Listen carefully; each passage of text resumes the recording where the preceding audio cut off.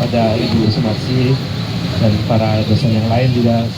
Saya kira semuanya yang hadir di sini bukan sekedar seremoni, bukan sekedar hadir, tetapi betul bahwa kita hadir dengan kesadaran penuh, kita hadir dengan kekuatan penuh bahwa kita menghendaki tegaknya hak asasi manusia di Indonesia.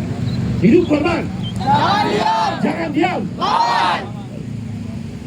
Saya 27 tahun yang lalu pernah ditangkap, pernah diteror, pernah direpresi yang sangat luar biasa. Dan pada peristiwa 98 rusuh, saya ada di tengah-tengah situasi itu.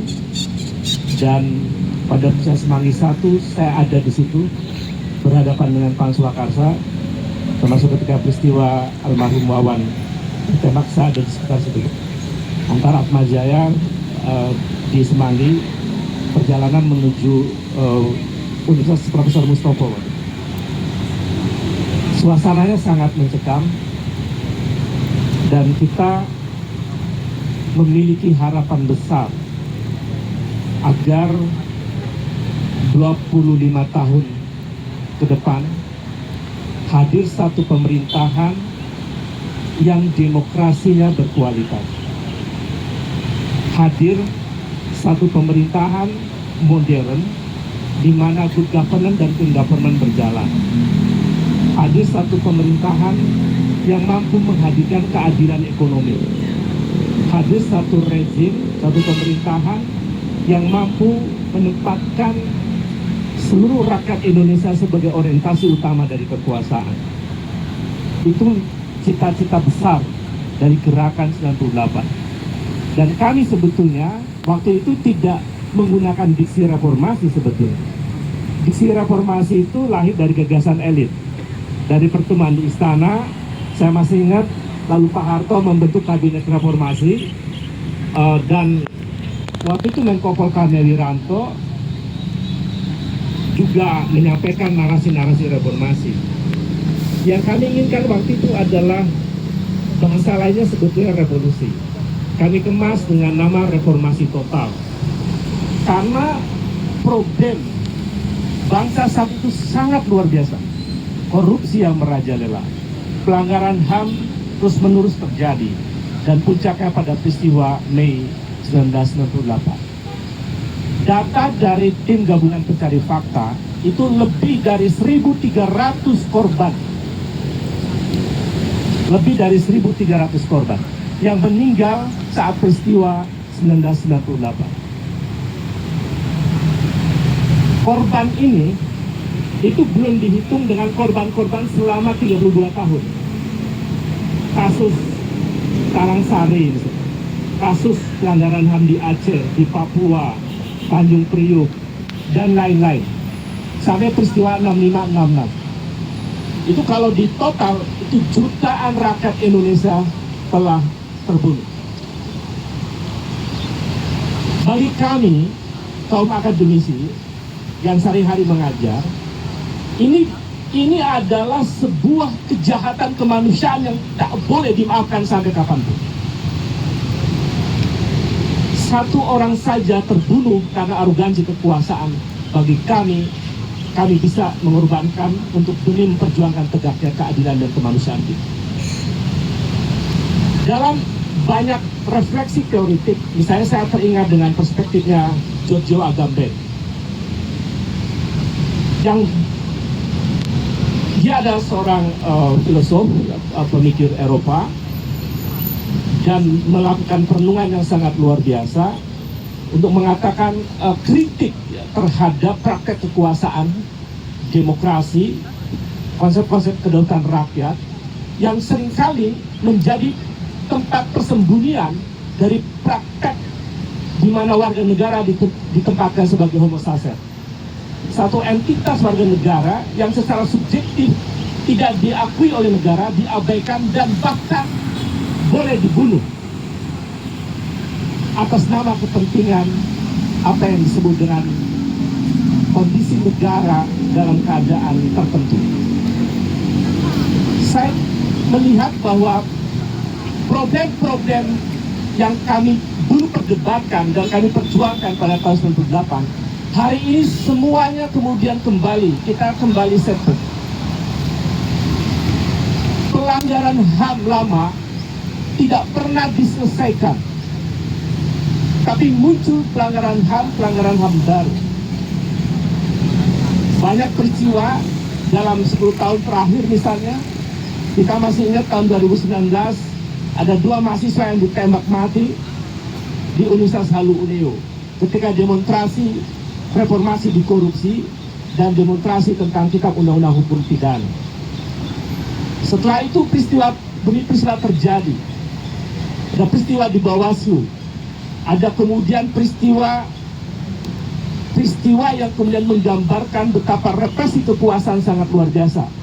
Bahkan ada tindakan aparat yang unprosedural, seperti peristiwa kasus di Kanjuruhan di Malang. Ada masalah Malang saya tadi ya. Dari mana? Saya melihat ini ada semacam kekuasaan yang mengabaikan entitas warga negara sebagai subjek, tapi lebih mereka mempraktekkan kekuasaan menganggap warga negara sebagai objek. Jadi ada problem yang ada di benak kekuasaan yang tidak memiliki cara pandang yang tepat dalam melihat warga negara. Sepanjang elit kekuasaan masih punya cara berpikir semacam itu, sepanjang itu pula proses penegakan hak asasi manusia tidak akan pernah terjadi. Padahal sudah 27 tahun yang lalu.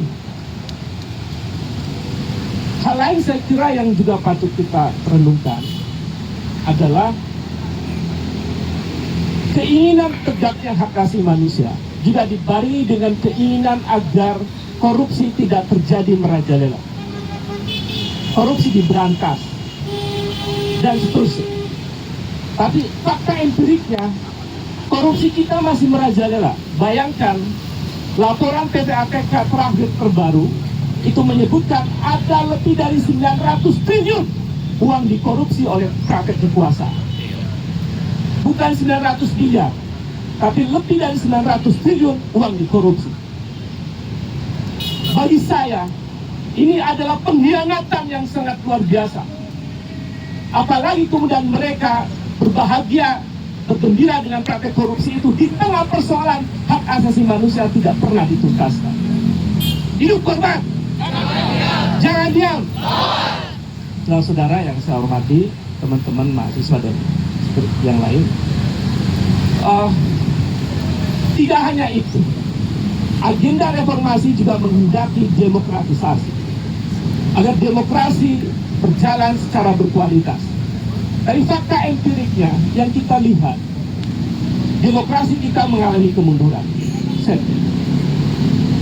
Bayangkan sepanjang hampir sekitar 27 tahun ini, demokrasi kita stagnan dalam, kalau kita pakai data dan ekonomis misalnya, posisi indeksnya masih soal demokrasi, masih masuk kategori demokrasi yang cacat. Ini negara apa ya? Sudah 27 tahun tidak ada kemajuan di dalam penegakan hak asasi manusia.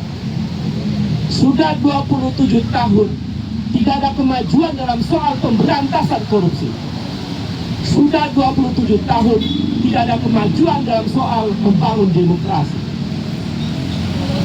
Dan yang paling menyedihkan, salah satu aktor utama dari rusaknya demokrasi dan pelanggaran hak asasi manusia kini duduk di istana. Hidup korban, jangan diam. Saudara, ini ironi, ini sesuatu yang aneh. Bagaimana mungkin seseorang yang dulu adalah musuh bersama rakyat, yang dia menjadi bagian penting dari praktek pelanggaran hak asasi manusia yang sangat kejam, ada penculikan, dan bahkan ada di antara kawan-kawan yang diculik itu sampai hari ini kuburannya tidak ditemukan. Lalu kemudian salah satu aktor utama dari praktek pelanggaran HAM itu berada di istana. Ini sesuatu yang sangat luar biasa. Pertanyaannya, mengapa kemudian situasi menjadi berbalik? Faktor-faktor apa yang menyebabkan situasi agenda-agenda reformasi itu tidak mewujud dalam proses bernegara kita? Kalau kita pakai logika sejarah sirkulasi sejarah peradaban di dunia, saya melakukan studi di banyak beberapa kasus negara begitu, dan ternyata mayoritas negara itu mengalami kemajuan itu secara umum biasanya terjadi setelah 25 tahun. Kita bisa belajar dari misalnya dari Korea Selatan misalnya. 25 tahun yang lalu mereka adalah bangsa yang masih miskin. Tapi kita bisa tahu bahwa ternyata salah satu faktor yang menyebabkan Korea Selatan mengalami lompatan kemajuan adalah tegaknya hukum. Hukum yang tidak pandang bulu siapapun. Dan betapa banyak mantan presiden Korea Selatan masuk di penjara. Salah satu faktor penyebab kemunduran kita adalah tidak ada atau lemahnya supremasi hukum. Itu menjadi faktor penting. Di mana pengadilan hak asasi manusia tidak pernah ada. Padahal salah satu amanat undang-undang untuk menyelesaikan perkara hak asasi manusia adalah pengadilan HAM. Baru kemudian membentuk Komisi Kebenaran dan Rekonsiliasi Nasional. Pengadilan adalah kunci utama untuk menyelesaikan persoalan ini. Saudara-saudara, supremasi hukum menjadi sangat penting. Yang kedua, jadi faktor yang menyebabkan kita mengalami stagnasi dan bahkan cenderung mundur karena tidak adanya atau lemahnya supremasi hukum. Yang kedua adalah yang membuat kita mundur karena faktor aktor politik yang tidak punya komitmen dan tidak punya integritas yang tinggi dalam setiap menjalankan amanah kekuasaan. 10 tahun yang lalu, 20 tahun yang lalu, perkara-perkara hak asasi manusia tidak pernah diselesaikan. Apalagi sekarang, saya tidak punya harapan. Apakah presiden yang sekarang terpilih melalui pemilu yang cacat itu akan mampu menyelesaikan perkara hak asasi manusia, sementara dirinya adalah orang yang termasuk salah satu pelanggar HAM pada peristiwa 1998. Aktor-aktor politik ini, presiden, bahkan ketua-ketua partai adalah turut berkontribusi yang membuat Indonesia mengalami kemunduran. Saudara-saudara, itu faktor kedua, faktor aktor politik atau faktor elit politik. Yang ketiga, apa yang kemudian menyebabkan situasi ini terus mengalami kemunduran? Yang ketiga adalah faktor para pemilik modal ikut campur, terlibat dalam kontestasi politik yang bahkan mereka bukan mementingkan kepentingan rakyat, tapi mementingkan kepentingannya sendiri. Itu yang oleh Jeffrey Winter disebut sebagai oligarki dengan seluruh karakteristiknya.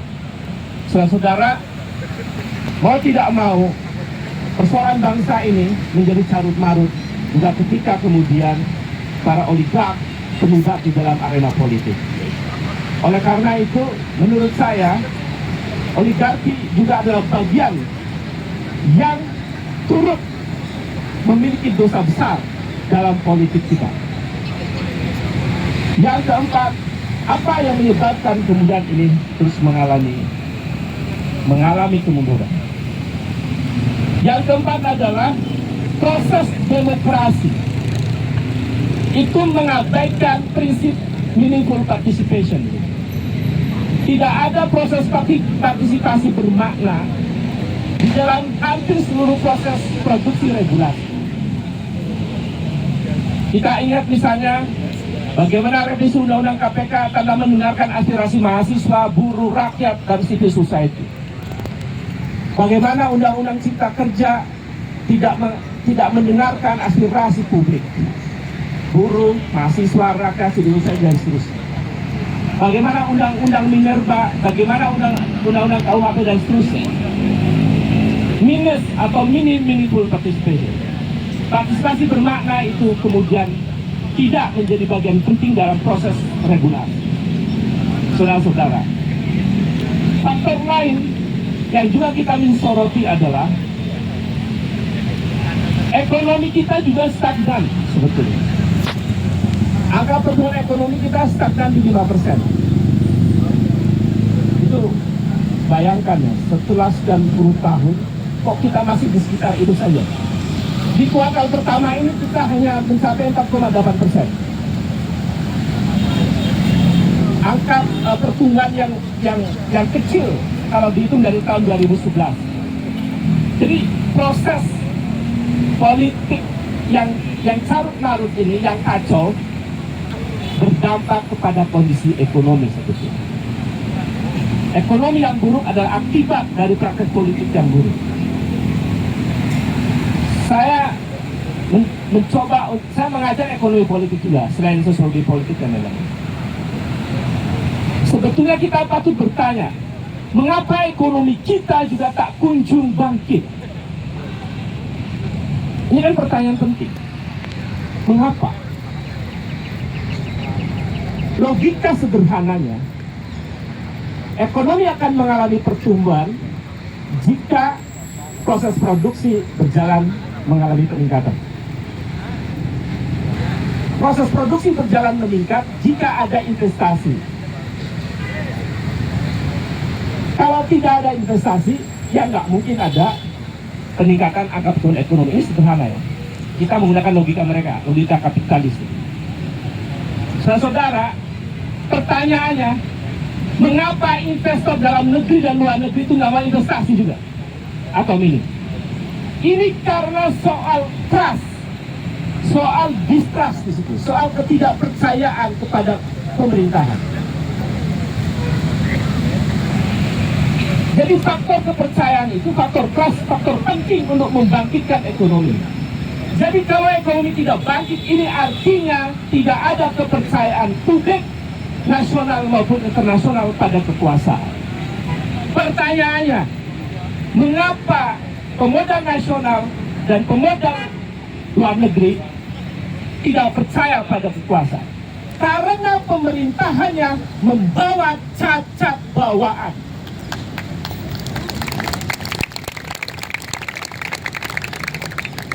Saudara, bagaimana pemerintahan ini tidak cacat? Prosesnya melakukan manipulasi konstitusi dengan putusan MK itu. Dunia internasional misalnya melalui OCCRP menempatkan Joko Widodo sebagai presiden terkorup di dunia. Itu akumulasi dari praktek korupsi sistemik. Di tengah situasi itu kemudian anaknya dipaksakan menjadi wakil presiden melalui manipulasi konstitusi. Dunia internasional tahu bahwa praktek politik di Indonesia itu adalah praktek yang jorok dan dinastik. Praktek politik dinastik adalah lawan atau musuh dari demokrasi. Saudara, cacat bawaan itu tidak hanya pada proses wakil presiden, tapi juga saya harus katakan presiden yang sekarang menjadi presiden juga membawa cacat bawaan tahun 1998. Bagaimana mungkin dunia internasional percaya pada presiden yang pernah melanggar hak asasi manusia? Dan korbannya sampai hari ini aksi sampai 862 kali. Mereka tak pernah mendengar betapa pentingnya untuk menegakkan hak asasi manusia. Saudara-saudara, karena itu hidup korban! Jangan diam! Saya kira itu refleksi saya, tentu pendekatannya kritis.